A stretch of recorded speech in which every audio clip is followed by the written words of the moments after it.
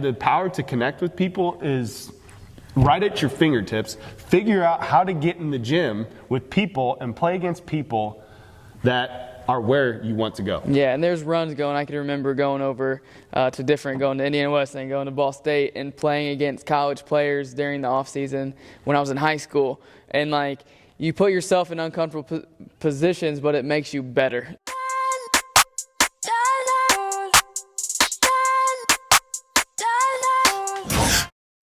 It all speak for itself. Grinding in silence, ain't nothing to tell. When we step on the court, we gon' bring it to light. And we stop and pop like we caught it a light. Stop asking what's wrong with me. You already know there's a dog in me. And there's no stopping my focus, man. Make sure all my people gon' ball with me. Yeah, I came to compete, I'm a dog with it. Yeah, I came to compete with my paws in it.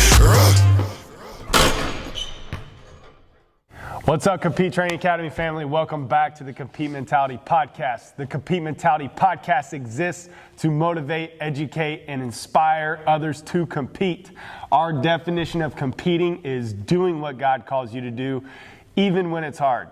Today, I am here with my lovely wife, my better half. To every good man is a better woman, Courtney Delks, and we're here to talk about the off season.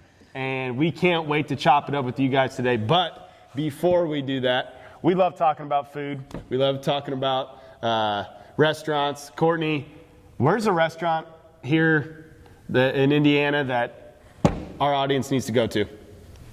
Bungee's.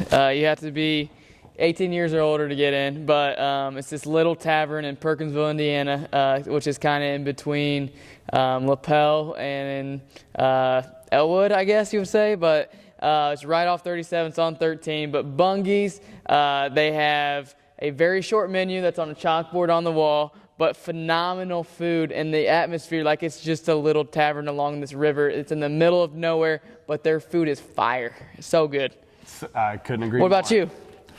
I'm going to say the Village Inn in Roanoke. Yep. Great fish, great steak, great sandwiches. You just ate there last night. I haven't got to ask. What'd you get to eat? I got the haddock. The haddock, yeah. Haddock. So haddock's good. The blackened haddock. Yep. With the side salad and baked potato. It was really good. So go check those two restaurants out, CTA family. I want to dive right in, not messing around. I want to talk about the off season. The first thing I want to tackle, Courtney, is something very scriptural. Working from a place of rest. What would you suggest to a player as soon as their season is done to do? The thing that I would say is you have to get away by yourself. When you're in season, I mean, you're going, you're balancing school, you have games, you're traveling, and you need to get away. Get away, be still, be by yourself, do some journaling, reflect. You know, what did I learn this season? What went well? What didn't go well? What are my goals? Where am I going? The Bible says that where there is no vision, the people perish. So, like, where are you going this offseason? Where are you going as you head into next year? Have a conversation, have a meeting with your head coach. Like, they'll tell you, like, hey, these are the things I need you to work on. And that gives you a lot of direction going into your offseason. You can also talk to your strength coaches, as well as if you have a trainer, like ask your trainer, hey, what are some things you think that I really need to focus on this offseason to get better at? But first thing, like, get away, change of place, change of pace, change of perspective. So, like, if that means going on a little, like, short vacation getaway, like, do it. Like, get away and go and reconnect with yourself. But I also like the organized type A in me likes what you said about during this time of rest, you're taking off, be productive, and have a plan of attack. Yeah, don't be a sloth. Don't go. You ain't going and, like, smashing pizza and ice cream and be like, oh, yeah, we're done with the season. It's very... Line up meetings with your coaches. Yep. Line up meetings with your basketball coaches, your strength coaches, your mindset coaches, your, it's if you want to dial in your nutrition and dietitian, parents, players, it's a blank canvas. You need to set the vision for next year. Your life is going in the direction of your strongest thoughts and words. Now is the time to set that vision. That's great. I want to talk about training specifically and just going back to childhood. What did your off season look like? Yeah, so growing up when I was younger, so are you talking about like high school, junior high age, or college?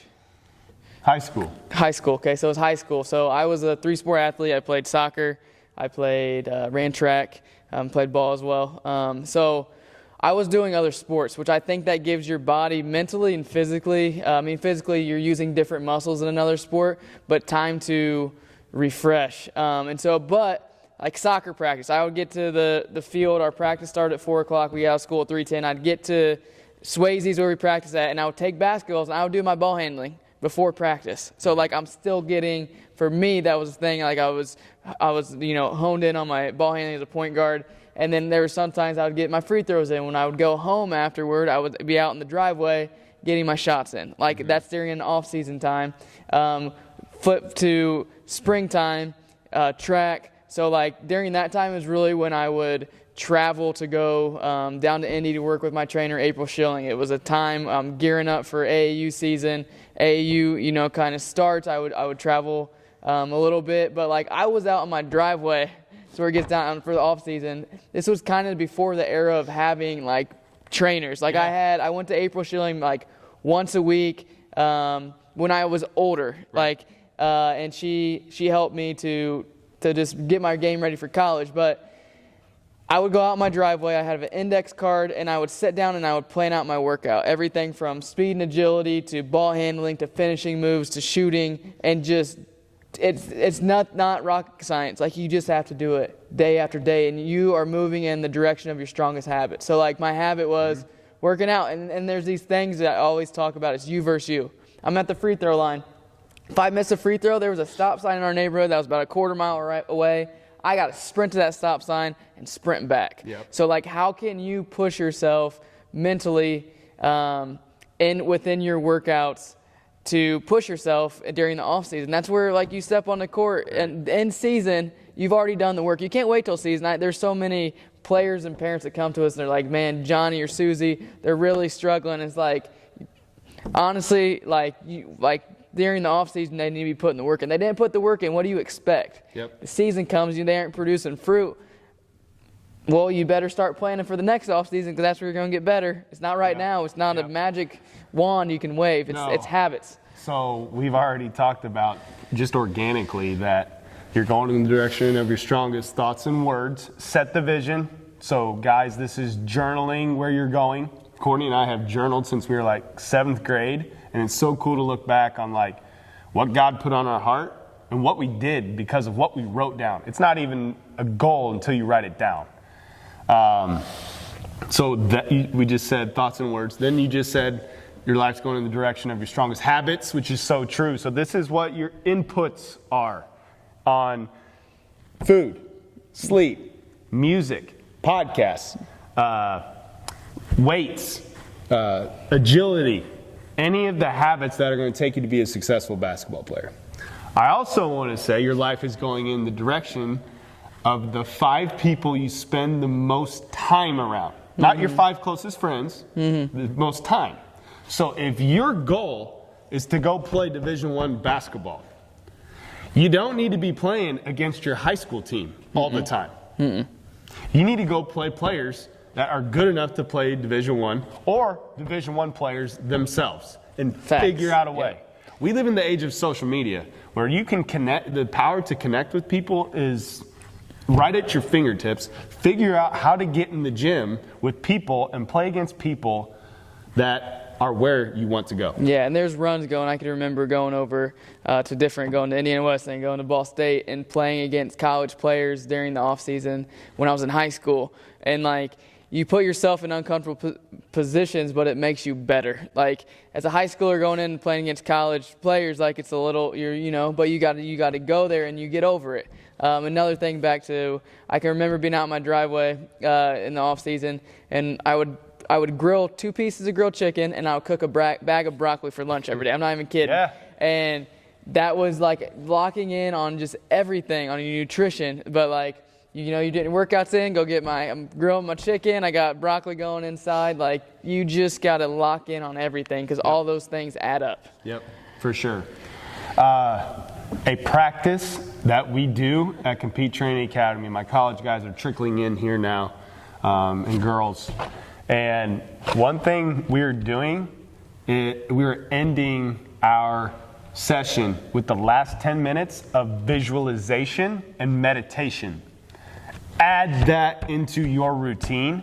So we do our work on the court, very in, putting our beats on, putting our pods in, whatever you got, and we are visualizing and meditating. And this is how you do it. This will change the trajectory of your career right here. You need to come up with a true north statement. Tonight at Compete Training Academy, we have our group work and our mindset training for our CTA Elite AAU clients. And I am going to talk to them about a true north statement. This is the direction your life is going. We all have a purpose. We all have a unique design that only you can live out. Mommy and daddy can't live this out for you. You have to take ownership of your life and live out your purpose. And it starts with knowing where you're going. So, this statement starts with the words, I am.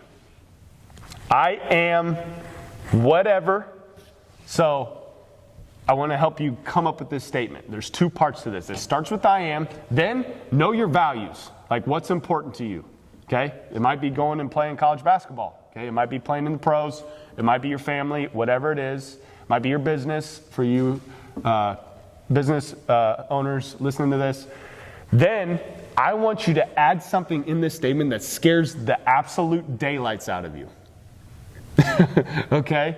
Because if your dreams don't scare you, they are way too small. That's not how God wants you to live, where you can rely on your own strength. He wants us to have faith in Him to get us where we're going. Absolutely, and I would say during the off season, once you've established your true north and your I am statement. So like back when I'm in 7th grade, when I'm out on my driveway shooting, I'm not shooting from 7th grade Courtney. Like I was at that time. I'm out there shooting from I am 2010 Indiana Miss Basketball, and you carry that, and not like. It's not a magic, like you have to know what your value, what you're actually, like you have to know. But like in 7th grade, that was instilled in me. I am 2010 Miss Basketball. You knew you were her before you were her. Then when I'm in high school, I'm shooting shots from I am Division I basketball player. Right. Like it's just this feeling, this aurora that you. It's not cockiness, but you have to know where you're going. And so like right now. I'll say, I mean, so like my I am statement is I am 170 pounds. And I've said that over and over for months, and I've lost like 12 pounds. And like, making decisions like that Oreo ice cream bars we got, Sam's Club shout out, they have these new Oreo ice cream things that are amazing. But like the other night, I wanted one so bad, but but I said to myself, I am 170, nope, the future version of me would not eat that right now. Because I know where I'm going. And it's, you got to enjoy. I had one of them like during our son's birthday party, but not saying don't say, but like during that moment, I did not need that. And so if you know I am Miss Basketball, like it's easy to get up, go out in your driveway. If you know I am Division I basketball player, like your habits, it's just who you are, and you just do it. It's not work. That's it. You align. We always say you got to align, not grind. So at the end of your workout, put on like rain music or meditation music, and for 10 minutes, visualize where you're going. You have to take the perspective that the visual reps are more important than the physical reps. I know there's going to be some of you who agree with me right now, and there's going to be some of you who will be like, what? You just got to do it. The first time, you're not going to know what you're doing, but just like any drill, keep doing it, keep doing it, keep doing it, and you will raise your belief to knowing something is going to happen. There's a difference in believing something is going to happen and then knowing something is going to happen. So we want to encourage you guys this off season with these couple tips. We appreciate you guys checking out our podcast today. Courtney, do you have any last advice before we hop off here? My last advice would be to get sleep. It's free, and they say get 8 hours of sleep, but there's nights when you need to get 10. There's nights like for anybody who is curious on their sleep, I have my charger on here, but there's this little thing called the Whoop band. Yep. So this will track your sleep, and it's based off of your strain and stress that you're putting on your body during the day. Yep. And so it literally will give you feedback on how much sleep you need to get. You're not getting any notifications. There's not a screen on this thing, so it's not distracting. It's just keeping track of your heart rate, your HRV, and it's amazing, like when you get sleep, how well you are able to be clear-minded, how your workouts, and you sleep. I'm telling you, sleep. Sleep's free. So there's that. Get some sleep. Free 99, get some sleep. Free 99, get your sleep. And my Whoop score was 41% this morning. I have a son that slept on my chest, and that was a lot of fun last night. So competing, doing what God calls you to do, even when it's hard. Thanks for joining us.